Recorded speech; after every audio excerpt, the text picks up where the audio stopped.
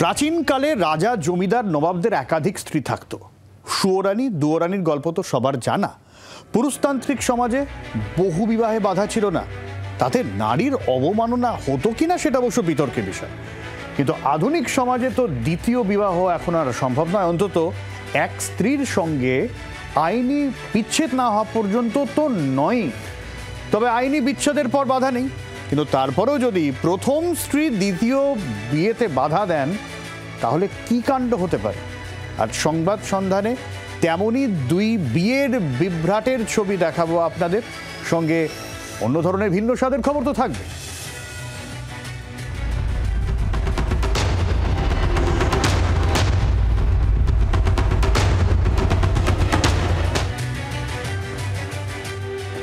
সাত পাকে বাধা, অগ্নি সাক্ষী রেখে আজীবনের জীবনসঙ্গীকে বেছে নেওয়ার নাম বিয়ে।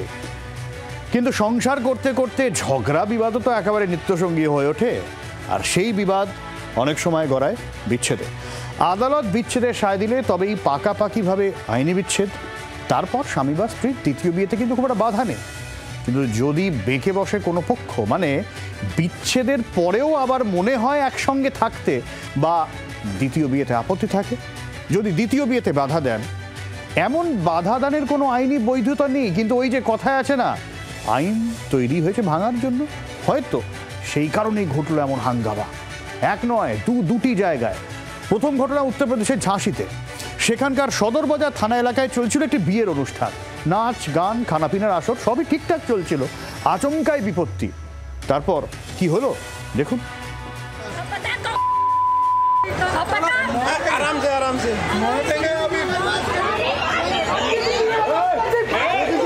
दूसरे की बहन की भी बर्बाद कर रहे हो। क्या हो गया भाई? मेरी बहन की जिंदगी बर्बाद कर रहे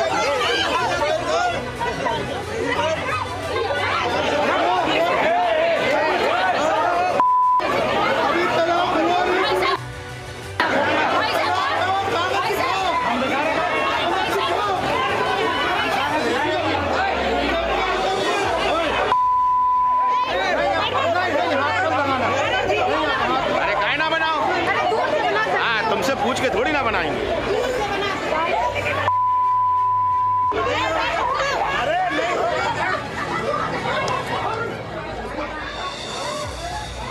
কিন্তু ঘটেছিল কি? বিয়ের আসরে হাজির বরের প্রথম পক্ষের স্ত্রী, সঙ্গে তার ভাই আর আত্মীয় স্বজনরা। প্রথম স্ত্রী যে এমন কাণ্ড ঘটাতে শুরু করবেন সেটা খুব একটা কেউ ভাবেননি। ফলে খুব স্বাভাবিকভাবেই হতচকিত বিয়ে বাড়ির অতিথি অভ্যাগতরা বরকে বিয়ের আসরে চরম হেনস্থা করলেন প্রথম স্ত্রী। ধাক্কাধাক্কি, মারধর। তার দাবি বিচ্ছেদের মামলা চললেও চূড়ান্ত বিচ্ছেদের সার্টিফিকেট পাননি, আর তাই এই যে নতুন বিয়ে এসব বৈধ নয়।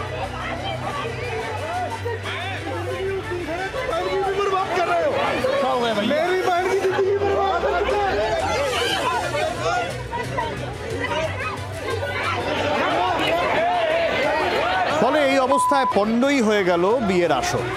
খবর পেয়ে বিয়ে বাড়িতে হাজির পুলিশ, তারা আশ্বাস দিলেন ন্যায় বিচার হবে। তারপর কিছুটা যেন শান্ত হলেন প্রথম স্ত্রী।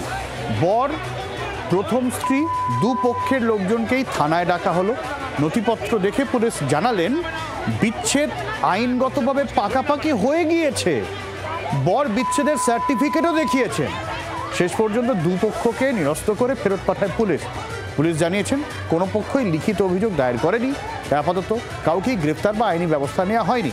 কি বলছেন ঝাঁসির সদরবাজার থানার পুলিশ আধিকারিক, শুনুন।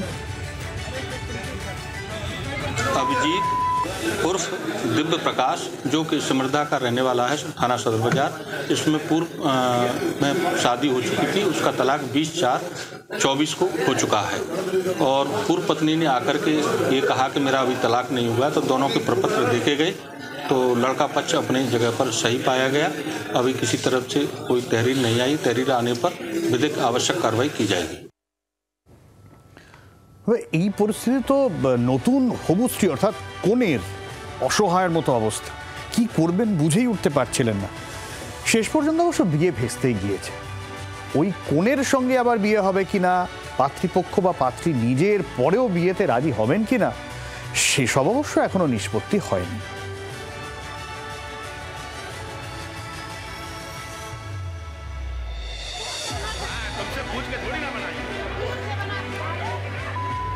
উত্তরপ্রদেশের পর মধ্যপ্রদেশ, প্রায় একই ঘটনা। এখানেও বিয়ে বাড়িতে তুমুল হট্টগোল, তুলকালাম কাণ্ড।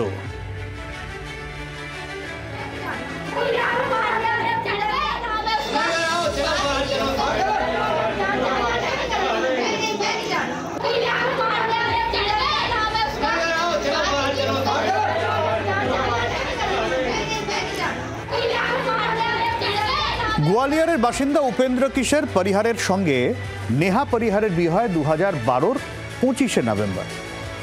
25শে নভেম্বর বিয়ে হয়েছে, আর 12 বছর সংসার করার পর গত বছর 16ই অক্টোবর তাদের পাকাপাকি বিচ্ছেদ হয়।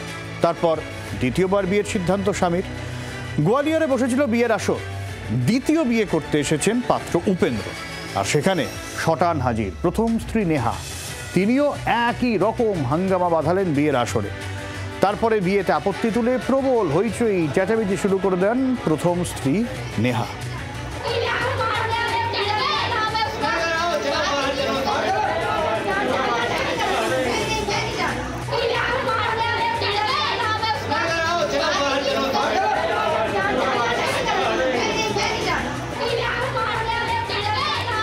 এখানেও ডাক পড়ে পুলিশের। বর বিচ্ছেদের সার্টিফিকেট দেখান। যদিও স্ত্রীর দাবি তিনি বিচ্ছেদের সার্টিফিকেট পাননি, আদালত থেকে তাকে কিছু জানানো হয়নি। যদিও শেষ পর্যন্ত তাকে বুঝিয়ে সুঝিয়ে বাড়ি পাঠায় পুলিশ। এক্ষেত্রে অবশ্য তারপর নির্বিঘ্নেই মেটে বিয়ের অনুষ্ঠান।